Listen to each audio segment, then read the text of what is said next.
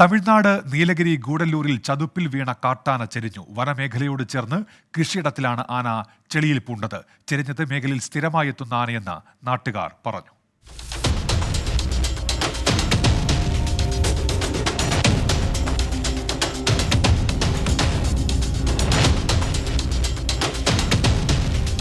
വനത്തോട് ചേർന്ന് കിടക്കുന്ന തേൻവയൽ പ്രദേശത്ത് കാട്ടാനശല്യം നിരന്തരമായുണ്ട്. ഇന്ന് രാവിലെ പ്രദേശവാസികളാണ് ചെളിയിൽ മുഖം പൂണ്ടുപോയ നിലയിൽ ആനയെ കണ്ടത്.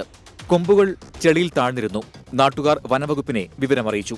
ഫോറസ്റ്റിന്റെ ഉള്ളിൽ തിന്നാനൊന്നും ഇല്ലാത്തതുകൊണ്ടാണ് ഇത് കംപ്ലീറ്റ് നേരെ നാട്ടിലേക്ക് ഇറങ്ങി തോന്നും. എന്ത് കൃഷി കണ്ടു കഴിഞ്ഞാലും ചവിട്ടി നശിപ്പിച്ച് കുറെ തിന്ന് നാശാക്കിക്കൊണ്ടിരിക്കുകയാണ്.